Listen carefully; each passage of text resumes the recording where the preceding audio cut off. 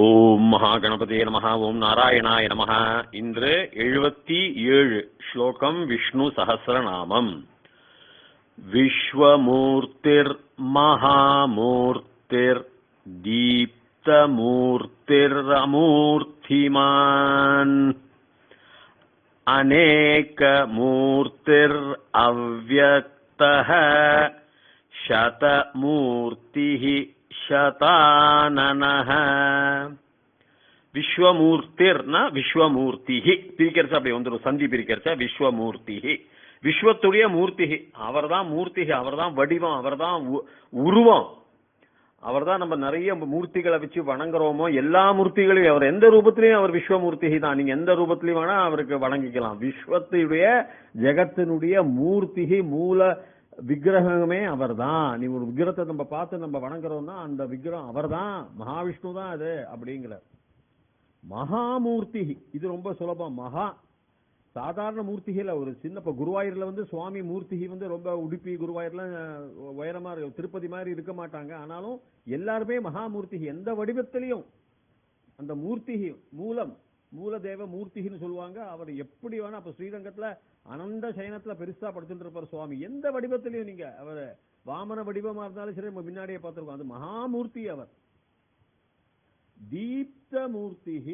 தீப்தங்கிறது ஜுவாலம், தீப்த அப்படின்பா. தீப்தங்கிறது அக்னின்னு சொல்லலாம். தீப்த மூர்த்தினா எல்லாரையும் ஊக்குவிக்கின்ற, அதை ஆங்கிலத்தில் சொல்றதுனா இன்சைட், எல்லாரையும் ஊக்குவிக்கின்ற ஒரு மூர்த்தி அவர். திப்த மூர்த்தினா ஜுவால, அப்படியே ஒளி, எஃபல்ஜன்ஸ் சொல்லுவாங்க ஆங்கிலத்தில், அப்படியே ஒளி பிரகாசம். திப்த, இந்த திப்தக்கும் தீப்தக்கும் வித்தியாசம் இதுதான்.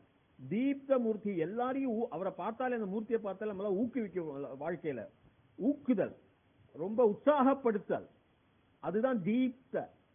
இன்சைட்டிங், ரொம்ப எல்லாரையும் சந்தோஷப்படுத்தல், ஊக்குவித்தல் அப்படின்னு சொல்லலாம்.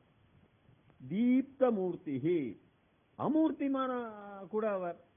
தனவான் லட்சுமிவான் எல்லாம் பார்த்தோம், நம்ம தமிழ்ல சொல்றோம் இல்லையா, ரொம்ப புத்திசாலி பணக்காரன் அப்படிலாம் சொல்றோம் இல்லையா. அதே மாதிரி இந்த மூர்த்திமான் அமூர்த்திமான், ரூபமும் இல்லாதவர். நீ ரூபமும் இல்லாதவர் அவரை மனசுக்குள்ள நினைச்சுட்டா அப்படியும் அவர் இருக்கார், அங்கேயும் இருக்கார். மூர்த்தி அமூர்த்தி, நேர்மறை. அதாவது மூர்த்திங்கிறது சாதாரண விக்கிரகம், எல்லா விதமான விக்கிரகங்கள் தான் சுவாமி இருக்கார். மூர்த்தினா விக்கிரகம் இல்லாமை, அப்படி கூட அவர் இருக்கார். அந்த ஹலாதி பிரத்யம் நம்ம முன்னாடியே பார்த்திருக்கோம். வரும் நேர்மறை அர்த்தத்துக்கு, அன் வரும், பார்க்கலாம். அமூர்த்திமான் அநேக மூர்த்தி. அந்த அநேக மூர்த்திர் அப்படின்னு வரும். அந்த ரா எல்லாம் போயிடும், ஏன்னா விசர்க்கத்துல சந்தி பிரிச்சோம்னா ரா எல்லாம் போய் விசர்க, அது ரேபகா சந்தி அப்படிம்பாங்க. விசர்க சந்தியில ஒரு பாகம் ரேபக சா கூட போயிடும் சில இடத்துங்கள்ல, அது நம்ம பார்ப்போம். அதனால அநேக மூர்த்தி. இங்க பாருங்க, ஏக மூர்த்தி இல்லவர். அன் ஏக, அன் ஏ வருத, அந்த ஏ ஏ அப்படி வருது இல்லையா, அது ஸ்வராகன்னு சொல்லுவோம் சம்ஸ்கிருதத்துல. அதனால அன் வரும். இதுக்கு பேர் அஜாதி பிரத்யேக. அந்த அன் சேர்ப்போம், நேர்முறை அர்த்தம். அதாவது ஆப்போசிட் மீனிங். எப்படி வரும்? ஏக மூர்த்தியாக இல்ல சுவாமி, பல மூர்த்திகள் அவர் தான்.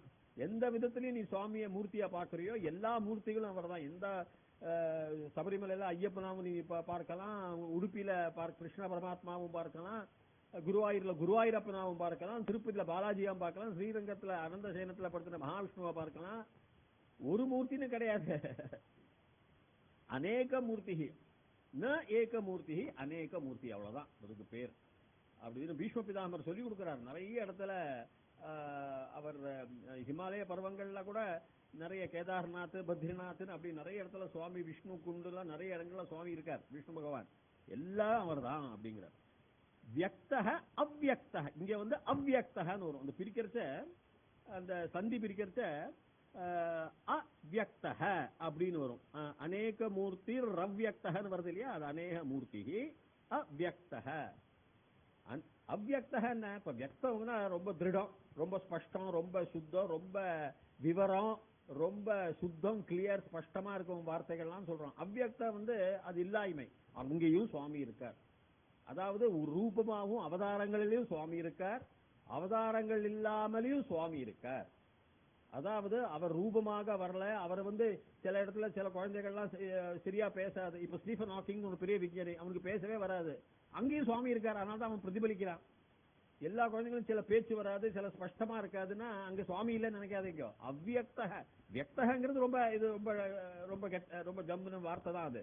ரொம்ப ஸ்பஷ்டம், ரொம்ப புத்திசாலி, ரொம்ப இது எல்லாம் வியக்தமா இருக்கான், வியக்தமா சொல்றான், ஸ்படிகமா ஸ்பஷ்டமா விவரமா சொல்றான்னு சொல்லுவான். அவ்வியக்தக அங்கேயும் இருக்காரு சுவாமி, ஸ்பஷ்டமா இல்லாய்மை அங்கேயும் இருக்கார். அவ்வியக்தக சதமூர்த்தி, சதமூர்த்தின்னு நம்ம பார்த்தோம். இது எல்லாமே மூர்த்தி ரூபங்கள்ல பீஷ்ம பிதாமர் வர்ணிக்கிறார்.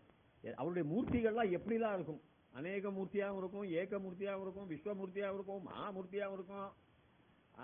அதனால வியக்தமா இருக்கும், அவ்வியக்தமாகவும் இருக்கும். சதமூர்த்திகள், நூற்றுக்கணக்கான மூர்த்திகளா இருக்காரு அவர். அது உண்மைதானே? நம்ம பார்க்கறதுல எல்லா கோவில்களும் ஒரு ஒரு கோவில்கள்ல ஒரு ஒரு மூர்த்தியா இருப்பார். உலகத்திலேயே அப்படிதான். சில இடத்துல வெறும் கல்லாகவே இது பண்ணுவாங்க. எங்கேயுமே அவர் இருப்பார். அருளையும் இருக்காரு சுவாமி. எந்த மூர்த்தி வடிவத்துல நீ எடுத்தாலும் அங்க மகாவிஷ்ணு தான் பீஷ்ம பிதாமகர் சொல்லி கொடுக்கிறார். சதானனஹ, சத ஆனனஹ. கஜானனஹ என்ன அர்த்தம்? கஜ பிளஸ் ஆனனஹனா யானை முகம். ஆனனஹங்கிறது முகம், ஆங்கிலத்துல ஃபேஸ்னு சொல்றோம் இல்லையா, முகம். சதங்கிறது நூற்றுக்கணக்கா, 100 தான் சதம்னு வியாக்கரணத்துல. சதானனஹனா இங்க ஸ்தானேஷு, இந்த ஸ்தானங்களில் என்ன அர்த்தம்னா நூற்றுக்கணக்கான முகங்கள் சுவாமிக்கு இருக்கு. 100 முகங்கள் மேல இருக்கு. 100 முகங்கள் உடையவர்னு சொல்ற மாதிரினா நிறைய இருக்குன்னு அர்த்தம். அவருடைய முகம் ஒரு முகமாவே இல்ல, அழகா சந்தனம் போட்டு இருப்பார். சில வாட்டி அவர் மயிலிபி, அந்த மயில், அந்த இறகு அதை வச்சுட்டு இருப்பார். சில பார்த்து சங்கு சக்கர கதா நாமத்தை போட்டுட்டே அப்படியே இருப்பார். அனந்த சயனத்துல இருப்பார். அவருடைய முகம் எப்படி வேணா இருக்கலாம். தசாவதாரங்கள்ல பார்த்தாருன்னா நரசிம்ம அவதாரம் அவருடைய சிம்ம முகமாக இருக்கிறார். எப்படி ஒரு ஒரு வித வாமன அவதாரம் பார்த்தா குட்டி பையனாக நாமம் விட்டுக்கிட்டு கொடையை வச்சுக்கிட்டு வரார். அதனால ராம அவதாரத்துல பார்த்தோம்னா அழகா மகாலட்சுமி ஆஞ்சநேயரோட ஜம்முன்னு பரத அவளோட ஜம்முன்னு இருக்கார். சங்கு சக்கர கதாயி பணியா இருக்கார். அதனால சுவாமி எப்படிதான் இருக்கிறான்னு இல்லை, அவருக்கு நிறைய ஆனங்கள். பரசுராமர்னு எடுத்துட்டோம்னா அந்த அவதாரம் ஒரு கோடாலியோட அந்த சுவாமி அந்த முகத்தோட இருக்கார், ஒரு ரிஷி முகத்தோட இருக்கார். அதனால அவருக்கு சத ஆனனஹ, இதுதான் இதோடைய அர்த்தங்கள். இப்ப நான் உங்களுக்கு எண்களை சொல்லிடுறேன். 717 விஸ்வமூர்த்தி, 718 மகாமூர்த்தி, 719 தீப்த மூர்த்தி, 720 அமூர்த்திமான், 721 அநேக மூர்த்தி, 722 அவ்யக்த, 723 சதமூர்த்தி, 724 சதானனஹ. दीर्घायुष्मान भव, दीर्घ सुमंगली भव, सर्वव्याधि निवारण प्राप्तिरस्तु, सर्व ऐश्वर्यम अभिवृद्धिर्भवतु, सर्वमंगलानि भवन्तु, तथास्तु तथास्तु तथा अस्तु।